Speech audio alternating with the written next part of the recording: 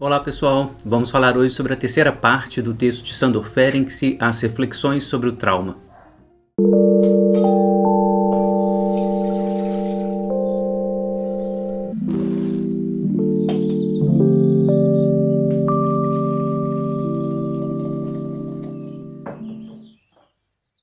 Pessoal, nessa terceira parte, que se chama O Trauma na Técnica de Relaxamento, o Ferenczi vai falar da importância, justamente desse relaxamento, que seria um pouco equivalente ao que o Freud chamava de regressão na análise, O paciente, ele de fato entra quase que em transe.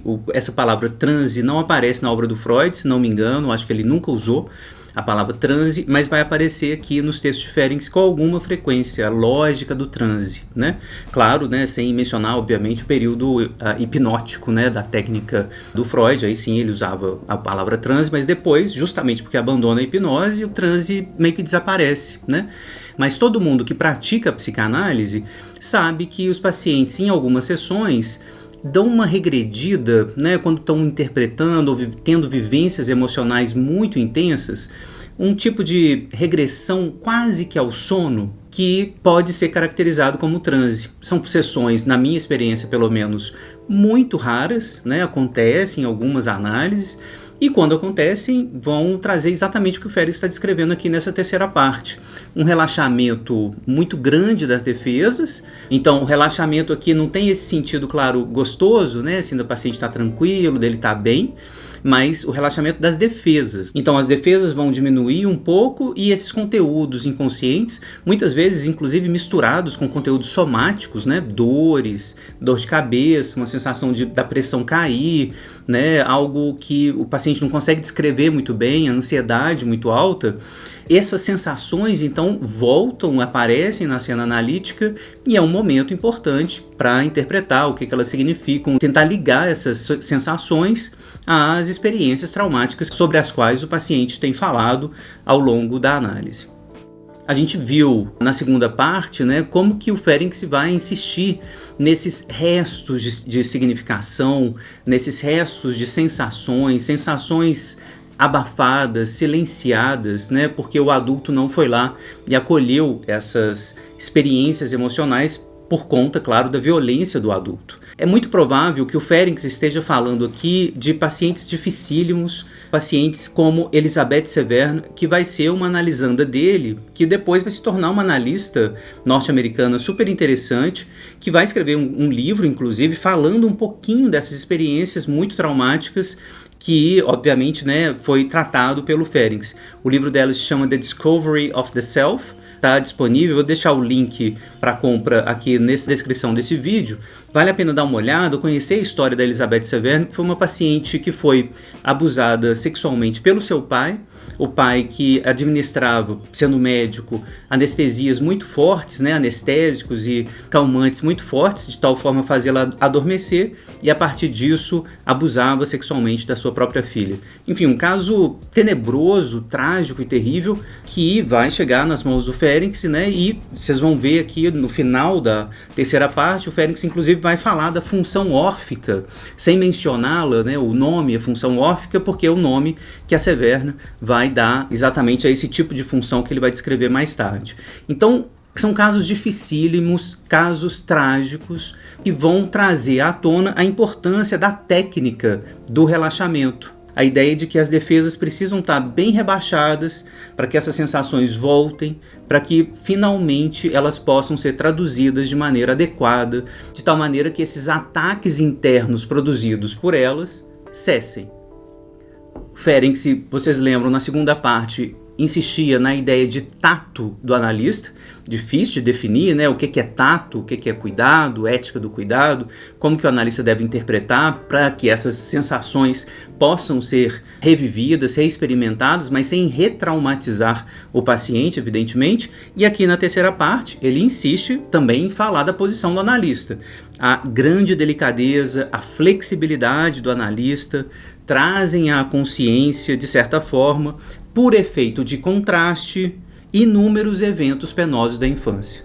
Então, essa ética do cuidado, essa delicadeza, flexibilidade, né, isso que depois, né, a gente vai chamar de ética do cuidado, isso vai ficar muito evidente no Winnicott principalmente, vai fazer, por contraste, né, fazer aparecer esses afetos muito penosos que a paciente sofreu.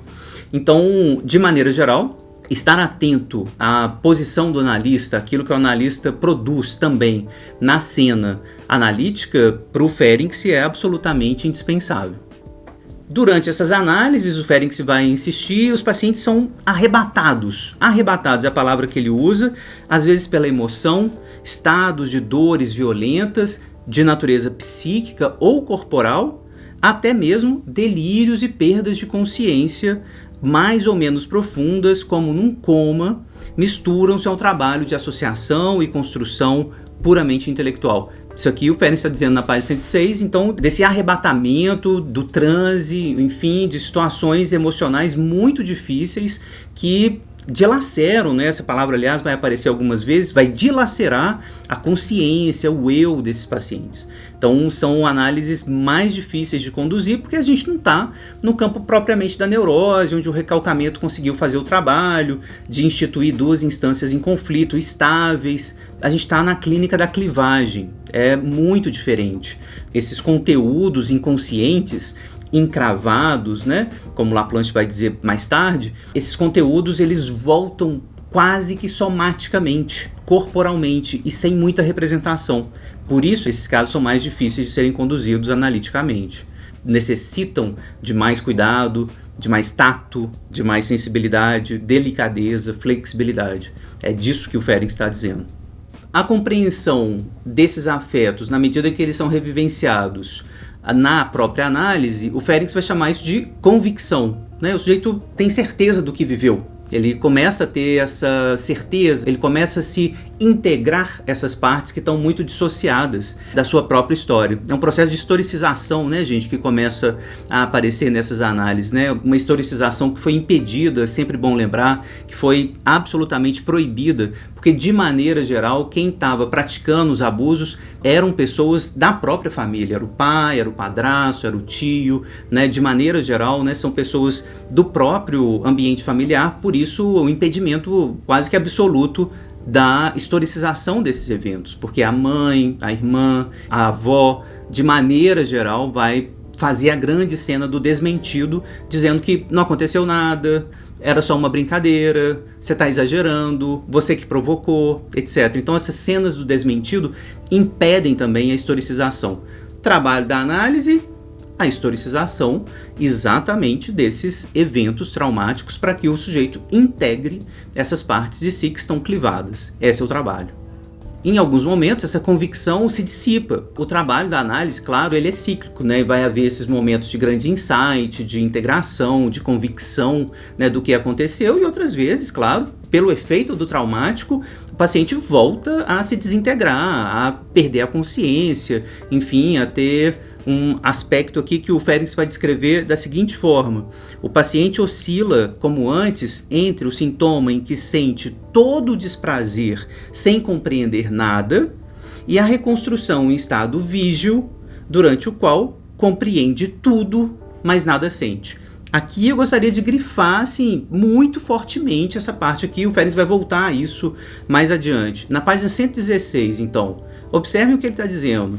Há uma oscilação na clínica desses pacientes muito traumatizados entre essa parte do sujeito que compreende tudo, mas nada sente, eu acho que esse é o ponto importante, e sente todo o desprazer, toda a dor, mas não compreende nada. Distinção, clivagem entre o saber e o sentir, que nessa clínica vai ter uma proporção trágica. Eu sei de tudo, mas não sinto nada. Parece muito que o Winnicott vai chamar depois de falso self, toda a problemática do falso self. Do outro lado, eu sinto tudo, mas não sei de nada. Vem só aquela enxurrada, aquela inundação de afetos, de sensações, de dores, de angústia, mas o saber está desintegrado. Então, lembrem-se dessa lógica clivada aqui que o Ferenczi está apontando. Isso, obviamente, determina como que o analista vai tentar trabalhar. integrando essas duas partes. A que sente tudo e nada sabe, e aquela que sabe tudo, mas não consegue ter essa sensação integrada, né? Esse saber aqui, aliás, gente, só fazer um parênteses rápido, né? A gente vai fazer alguns vídeos aqui sobre o falso self do Winnicott. Eu acho indispensável ler muito, né, sobre o falso self para entender essa clínica da clivagem. Então, o falso self é esse cara que dá conta de tudo, que sabe de tudo. Vocês vão ver pacientes assim na clínica de vocês. Pacientes que fizeram engenharia, fizeram direito, enfim, cursos universitários, sabem de tudo, etc., mas que não dão conta, por exemplo, de falar do abuso que sofreram por parte do irmão, por parte do pai, do padrasto. E quando falam, mas isso não tem nada a ver, isso não tem importância nenhuma, já passou, tem tanto tempo. O psicanalista fica aí tentando achar minhoca na minha cabeça, achando que essas coisas sexuais têm grande importância. É uma clivagem assim, absurda, como se esses eventos traumáticos não tivessem nenhum efeito mais. Porque eu tive filho, eu viajei, eu tenho curso universitário, eu tenho dinheiro, eu consigo trabalhar, eu tenho amigos, etc. Sim, há uma parte clivada que funciona.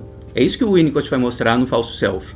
O sujeito funciona, mas quando ele começa a ter sintomas somáticos, ele não dorme, ele tem pesadelos, ele é acordado o tempo todo, né, por sensações de angústia, não consegue nomear essas coisas, ele vem para a análise e diz, mas o que está acontecendo? Eu dou conta de tudo, eu sei de tudo, sabe de tudo, mas nada sente. É esse o ponto, e aí eu acho que é o trabalho de análise, claro, é de integração, como o Winnicott vai ler o Ferenczi, né, de forma muito pertinente, né? O trabalho é de integração, é de simbolização desses aspectos que estão absolutamente clivados. O Ferenczi vai insistir, é o nosso elevado grau de delicadeza que acaba tornando dolorosa ao extremo qualquer recusa que seja. Então, o analista, na posição de analista, claro, continua com as recusas do analista, né? Não pode abraçar, não pode dar a mão, né? Não pode ligar toda hora, enfim. As recusas que fazem parte do nosso contrato de trabalho, né? Assim, pagamento, horário. A gente não abre mão disso, né? Essas recusas continuam.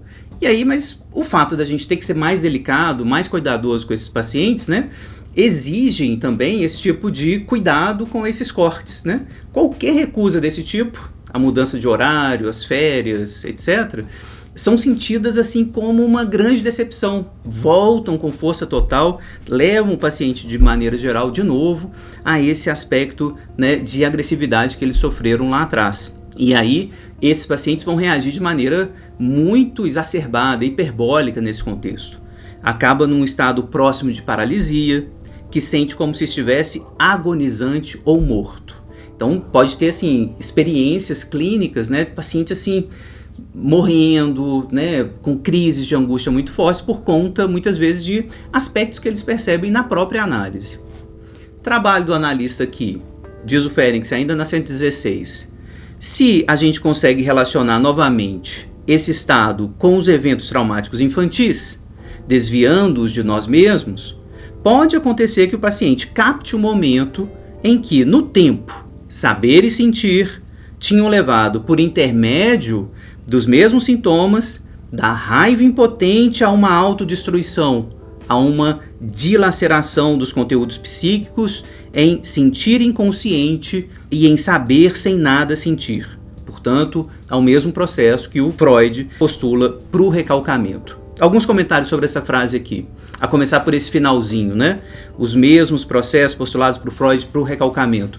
Não. Eu acho que o Ferenczi está descrevendo aqui uma clínica da clivagem. Essa ideia da distinção muito forte entre saber e sentir, a gente está no campo da clivagem. Vou fazer ainda um vídeo tentando distinguir, gente, sim, de maneira bem clara, o que é clivagem e o que é recalcamento, né? No recalcamento, a principal característica é que o conflito permanece, de alguma maneira, ativo na vida psíquica do sujeito. Por exemplo, eu gosto e não gosto do meu pai.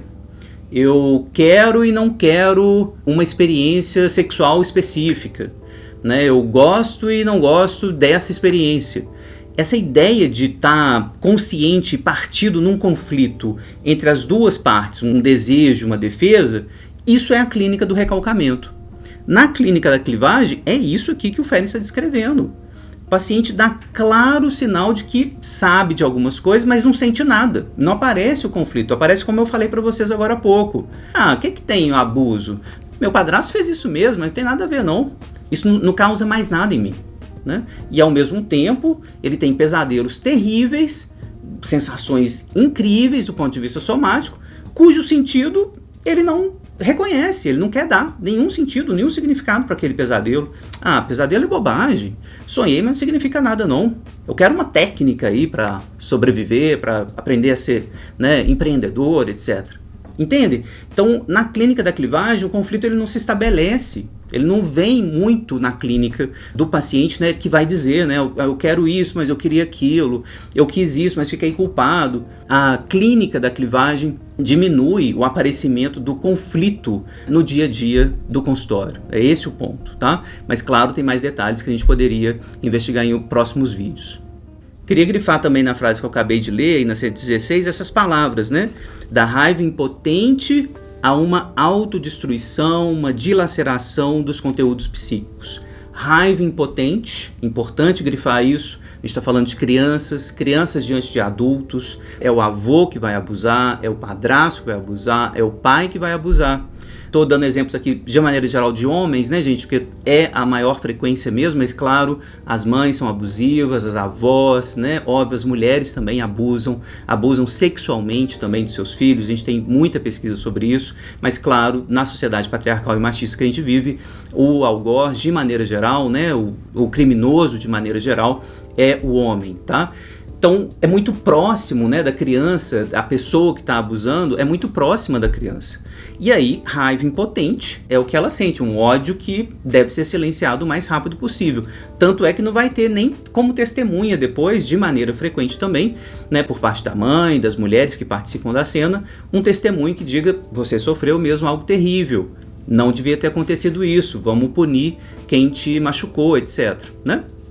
Então, raiva impotente vira autodilaceração, vira autodestruição. Zerreizung. Tá aqui a palavra que o Ferenc vai usar. Um pouquinho adiante, na 117, ele vai usar a mesma palavra na expressão Selbstzerreizung. Selbstzerreizung, que é essa autodilaceração, aquilo que ele chamava, muitas vezes em outros textos, de autotomia, né? Essa ideia de dilaceração de si mesmo, de despedaçamento de si mesmo. Lembrando, autotomia, metáfora zoológica que o Ferenc vai utilizar, daquela capacidade que alguns bichinhos têm, a lagartixa, por exemplo, de arrancar o rabinho, deixar o rabinho lá para o passarinho comer, né? Enquanto ela foge e se esconde. Essa metáfora é brilhante, gente. É brilhante. O falso self fica lá, né, identificado com o agressor. Leiam aí o Confusão de Línguas para vocês verem como que o Ferenc vai caracterizar a identificação com o agressor, né? Então o falso self fica lá. Não, eu faço exatamente o que você quer. Eu tô aqui para ser seu objeto mesmo. Eu não sofro nada. Não tá doendo, né? Pode me bater, pode abusar, né? E eu fujo, o verdadeiro self, foge onde ele nunca mais vai ser encontrado, né, pelo agressor. Tá? Então, essa metáfora é muito brilhante para pensar na clivagem. É por isso que onde eu sinto eu nada sei, onde eu sei eu nada sinto. Né? Eu separo completamente, não fica nem a ligação que vai estabelecer conflito aí, por exemplo. É diferente do sujeito que, por exemplo, não gosta, né, do pai ou da mãe, ou está em conflito, tem ambivalência mesmo, né, porque não houve abuso ali na cena familiar, e aí a gente vai ficar nesse conflito. Nossa, eu não gosto muito da minha mãe, acho a minha mãe chata, eu acho minha mãe difícil, né, mas é minha mãe, ela cuidou de mim, eu gosto dela também, porque eu sinto gratidão, sinto culpa, dívida. Isso é a clínica do recalcamento. Na clínica da clivagem, esse conflito não aparece. Tá? Ou aparece de maneira muito mais difícil de ser localizado efetivamente, tá? Como conflito. O Ferenc é brilhante ao dizer que a nossa análise quer remontar aos estágios anteriores do processo de recalcamento. Os estágios anteriores do processo de recalcamento. É esse o ponto. Né, a análise que vai entrar nesse campo da clivagem muito provavelmente está falando de uma constituição psíquica onde o recalcamento, em especial o recalcamento secundário, não pôde se estabelecer de forma tranquila. Esses processos de simbolização, de elaboração, tradução, né, dos afetos, está muito impedido, está muito dificultado, exatamente pelas experiências traumáticas que aconteceram. Por isso, com esses pacientes, diz o Ferenczi, né, a gente vai ver uma imersão completa no passado traumático e um abandono quase que completo também com o presente. Então, uma volta mesmo, né, uma regressão, né, em transe praticamente em algumas sessões, né, para reviver esses afetos muito difíceis.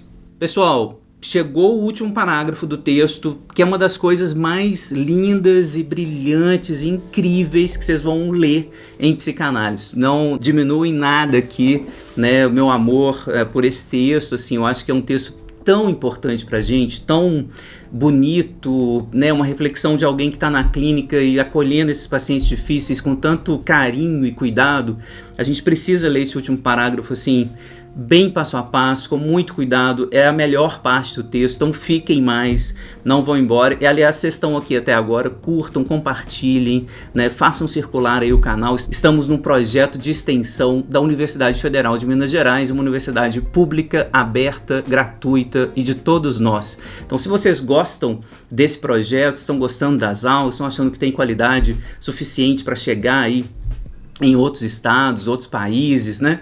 Então curtam, compartilhem, comentem, se inscrevam no canal, cliquem aí no sininho, enfim, façam o algoritmo trabalhar a nosso favor para a gente fazer isso circular. Eu agradeço a presença de vocês até aqui, mas fiquem para o último parágrafo porque tem surpresas inacreditáveis aqui agora. Vamos lá.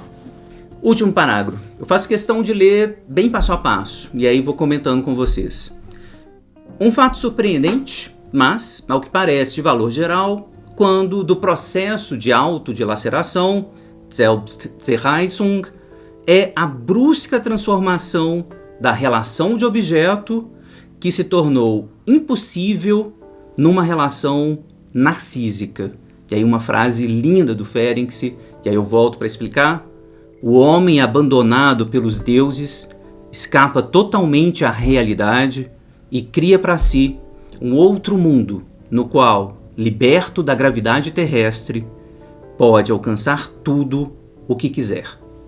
Pô, é muito bonito, né, gente? Isso aí é para colocar no Instagram, para fazer circular. Então, autodilaceração, a gente já viu, o paciente faz a autotomia, saída autoplástica, na medida em que ele não pode ter uma saída aloplástica. Eu não posso mudar meu ambiente porque é minha mãe, é meu pai, é meu padrasto, é meu avô, enfim, minha mãe não acredita em mim. Então, a saída aloplástica se tornou impossível, saída para me defender, saída autoplástica, autodilaceração. Eu vou me partir em pedaços. Essa relação de objeto, então, tende a ser desinvestida, perda de confiança, perda da esperança que o outro vai ajudar, ataque ao vínculo, como o Bion, de maneira genial também, vai descrever um dos efeitos mais importantes das relações traumáticas, ataque ao vínculo. Então, relação de objeto desaparece, relação narcísica começa a se fortalecer imensamente. Eu crio o meu próprio espaço, eu fujo para Nárnia. Aliás, é muito frequente, né, nos contos de fada, nos filmes para as crianças, a gente ter esse espaço para onde as crianças fogem, o espaço da fantasia. Até certo ponto, o espaço do sonho, da fantasia, do brincar, é o espaço que vai proteger a criança do traumático. Quando fica demais, o traumático fica demais, é muito provável que eu fuja para lá de maneira mais permanente ainda, né? De maneira mais intensa. Tá? Então é isso que ele está querendo dizer com essa frase bonita aqui, né? O homem abandonado pelos deuses escapa totalmente à realidade e cria para si um outro mundo, no qual, liberto da gravidade terrestre, pode alcançar o que quiser. Então eu crio tudo, eu crio Nárnia, eu crio o Harry Potter, eu crio, né, qualquer coisa, Hogwarts, né, para fugir e escapar de uma realidade traumática. É essa a ideia. Continuando. Se até aqui esteve privado de amor, inclusive martirizado, desprende agora um fragmento de si mesmo que, sob a forma de pessoa dispensadora de cuidados, prestimosa, cheia de solicitude e amor, na maioria das vezes maternal, sente piedade da parte restante atormentada da pessoa, cuida dela, decide por ela, e tudo isso com extrema sabedoria e uma inteligência penetrante. Ela é a própria bondade e inteligência, um anjo da guarda, por assim dizer. Esse anjo vê desde fora a criança que sofre ou que foi morta. Portanto, ele se esgueirou para fora da pessoa durante o processo de fragmentação. Percorre o mundo inteiro em busca de ajuda. Imagina coisas para a criança que nada pode salvar. Até aqui, para a gente entender que o Ferenc está descrevendo nesse trecho aquilo que a Elizabeth Severno, na análise com o Ferenc, descreveu como função órfica. A função órfica, descrita por Elizabeth Severno durante a análise com Ferenc, vocês vão encontrar isso principalmente em vários relatos do diário clínico do Ferenc, é essa parte que se desprendeu da personalidade e que, identificada com um adulto bom, vai cuidar da outra parte que está cindida. Então, o anjo da guarda, aquele amigo que fica imaginário, né? O amigo imaginário, Deus, em alguns casos, algum espírito, o espírito do vovô, né? O espírito da vovó, enfim, uma parte que cuida de mim, cuida dessa outra parte que está absolutamente agredida, violentada, sem recurso. Insisto, isso na perspectiva dos contos de fada, das fábulas que nós fabricamos, né, para as crianças, muitas vezes isso vai aparecer, né? Uma parte que cuida de outra que está totalmente desamparada. Então essa, vejam bem, é uma tentativa de cura que a criança vai fazer a partir dos seus aspectos sublimatórios, né, que são, por assim dizer, curativos, né, eles mesmos, esses aspectos. Por que função órfica? De onde vem esse nome? A gente confunde de maneira geral, né, órfico com órfão, né? Porque a criança é órfã e tal. Não. A Elizabeth Severno estava fazendo referência a Orfeu, um deus grego que traz a experiência da criatividade, da música, mas principalmente porque Orfeu teve que ir ao inferno buscar Eurídice. Eu acho que é dessa experiência aí que ela tenta capturar esse nome. Então Orfeu vai ao inferno cuidar de uma parte amada dele, de tal maneira a trazer ela de volta, né?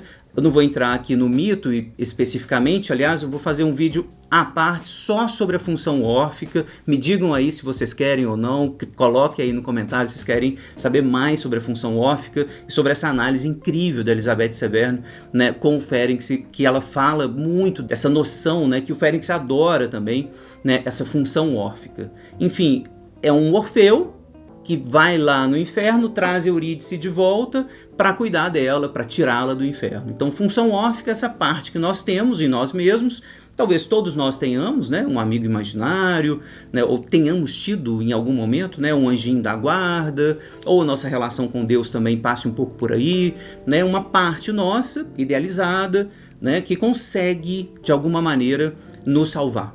Mas essa função órfica tem um limite. Se acontece mais uma vez novos traumatismos, eles se reproduzem, aí o Ferenc vai dizer, é o caso de pensar no suicídio. Vejam como que aparece aqui na argumentação do Ferenc. Mas no momento do novo traumatismo muito mais forte, o santo protetor deve confessar sua própria impotência e seus embustes bem intencionados à criança martirizada. E nada mais resta nessa altura senão o suicídio. A menos que no derradeiro momento se reproduza algo de favorável na própria realidade. Essa coisa favorável a que nos referimos em face do impulso suicida é o fato de que nesse novo combate traumático o paciente não está inteiramente só. Talvez não lhe possamos oferecer tudo o que caberia em sua infância, mas só o fato de que possamos vir em sua ajuda já proporciona o impulso para uma nova vida, na qual se fecha o dossiê de tudo o que se perdeu sem retorno. E além disso, efetuado o primeiro passo, é permitido contentar-se com o que a vida oferece, apesar de tudo, não rejeitar tudo em bloco, mesmo o que ainda poderia ser utilizável. É muito bonito, né, gente? Assim, não tem como não se emocionar lendo um texto desse aqui, porque o Ferenc está falando de pacientes com tentativas de suicídio, pacientes que tentam se matar porque perderam completamente a esperança de estar bem, a esperança no outro, a confiança no outro, a capacidade de se cuidar, de se curar desses traumas, desses ferimentos que são absurdamente dolorosos. Então, o suicídio para o Ferenczi, e eu acho que isso tem muito a ver com a perspectiva também que a gente vai encontrar no Winnicott, né? É uma espécie de ataque interno frente ao qual a gente não consegue fazer frente. É para cessar esses ataques internos, é para cessar a dor, né, que a gente se mata. É porque a gente viu que não há nenhum tipo de apoio. Aí o Ferenczi vai dizendo, a não ser que aconteça alguma coisa, que ele encontre algum tipo de apoio.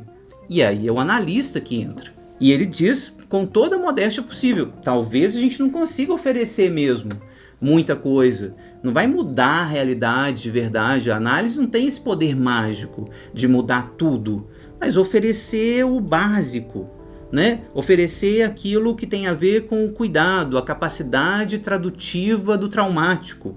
Traduzir melhor, entender que já passou, entender que a gente sobreviveu, entender que o paciente conseguiu passar por aquilo e efetivamente não se matar, que ele sobrevive a isso e que a vida continua aberta à nova inventividade, a novas possibilidades que ele agora tem capacidade de criar e se defender dos ataques que existiram e que podem continuar existindo, mas que agora ele consegue se defender.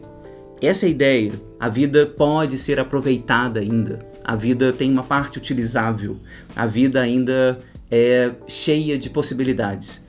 Fazer isso acontecer, né? Fazer o paciente que foi muito traumatizado entender isso de novo, né?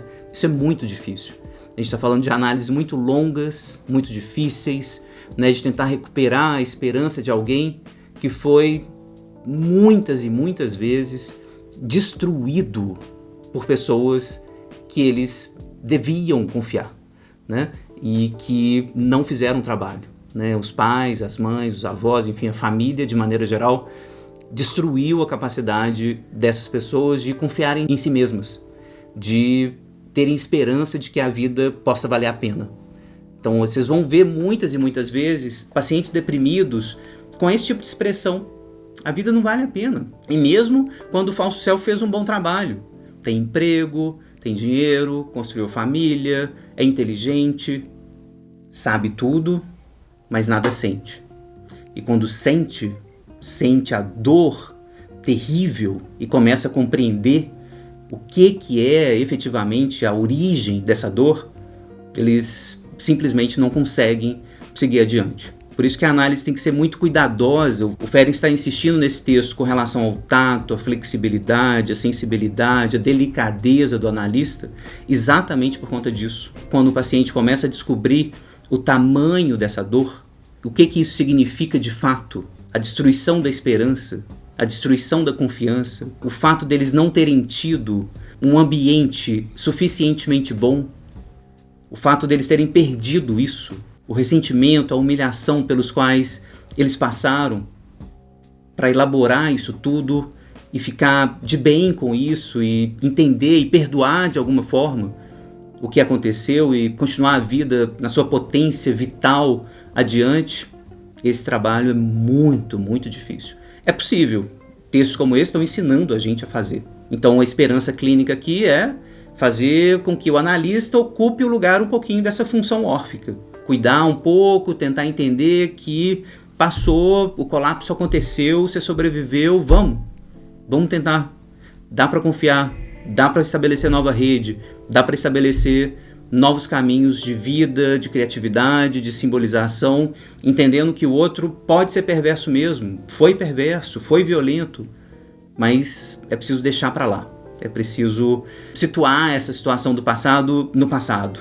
Agora a vida continua com a sua capacidade defensiva muito melhorada.